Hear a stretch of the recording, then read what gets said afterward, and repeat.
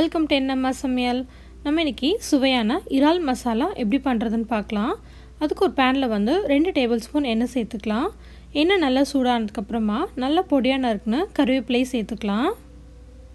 கருவேப்பிலை நல்லா எண்ணெயில் வதங்கட்டும். வதங்கினதுக்கப்புறமா நம்ம வெங்காயம் சேர்த்துக்கலாம். ஒரு பெரிய வெங்காயத்தை நல்லா பொடியாக நறுக்கி வச்சுருக்கேன். அதையும் சேர்த்து இப்போ வதக்கிக்கலாம். நீங்கள் சின்ன வெங்காயம் சேர்த்து கூட இந்த மசாலா பண்ணலாம், ரொம்ப நல்லாயிருக்கும். வெங்காயம் ஓரளவுக்கு வதங்கினதுக்கப்புறமா ஒரு பச்சை மிளகாவை நல்லா பொடியாக நறுக்கி சேர்த்துக்கோங்க. பச்சை மிளகா லைட்டாக வதங்கினதுக்கப்புறமா இந்த இறால் தொக்குக்கு தேவையான அளவு உப்பு சேர்த்துட்டு அதோட ஒரு டேபிள் ஸ்பூன் இஞ்சி பூண்டு பேஸ்ட்டு சேர்த்துக்கலாம். இப்போ இஞ்சி பூண்டோட பச்சை வாசனை போகிற அளவுக்கு நல்லா வதக்கிக்கலாம். அடுத்து இதோட ஒரு மீடியம் சைஸில் இருக்க தக்காளியை கட் பண்ணி சேர்த்துருக்கேன். அதையும் நல்லா வதக்கிக்கலாம். இப்போ தக்காளி ஓரளவுக்கு வதக்கினதுக்கப்புறமா மசாலா ஐட்டம் சேர்த்துக்கலாம். ஒரு டேபிள் ஸ்பூன் கொத்தமல்லி தூள், ஒரு டீஸ்பூன் மிளகாய் தூள், 1/4 டீஸ்பூன் மஞ்சள் தூள், இது எல்லாத்தையும் சேர்த்து நல்லா கலந்து விட்டுடலாம். உங்கள் காரத்துக்கு ஏற்ப நீங்கள் மிளகாய் தூள் ஜாஸ்தியோ குறைச்சோ சேர்த்துக்கோங்க. இப்போ நல்ல மசாலோட பச்சை வாசனை எல்லாம் போனதுக்கப்புறமா 2 டேபிள் ஸ்பூன் தயிர் சேர்த்துக்கலாம். இது நீங்கள் விருப்பப்பட்டால் சேர்த்துக்கோங்க, பட் சேர்த்து பண்ணிங்கன்னா ரொம்ப நல்லாயிருக்கும்.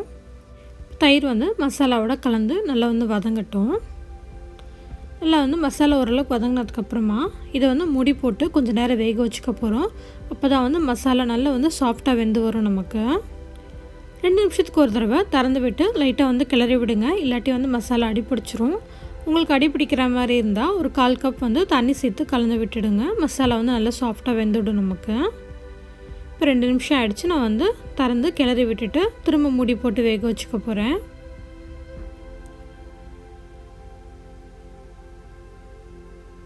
இப்போ 5 நிமிஷம் ஆகிடுச்சு. நல்லா மசாலா சாஃப்டாக வெந்திருக்கும்.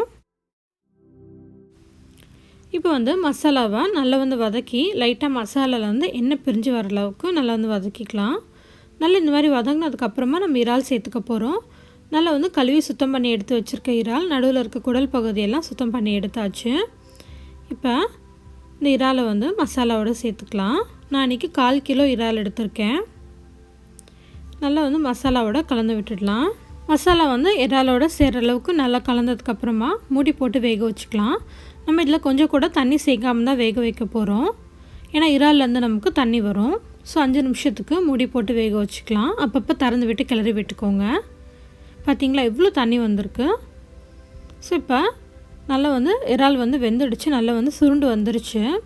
இப்போ இதை இதில் இருக்க தண்ணியெல்லாம் எவாப்ரேட் ஆகிற அளவுக்கு திறந்து வச்சுட்டு நல்லா வதக்கிட்டே இருக்கலாம். தண்ணியெல்லாம் போய்ட்டு மசாலா ட்ரை ஆகிடும். நமக்கு இறால்லாம் ரொம்ப நேரம் வேக வச்சிட்டோன்னா ரொம்ப ஹார்டாகிடும். அதனால் தண்ணி சேர்க்காமல் வேக வச்சா தான் நமக்கு கரெக்டாக இருக்கும். இப்போ நல்லா இந்த மாதிரி மசாலா ரெடி ஆனதுக்கப்புறமா 1/2 டீஸ்பூன் கரம் மசாலா தூள், அப்புறம் 1/4 டீஸ்பூன் மிளகு தூள் சேர்த்துக்கலாம்.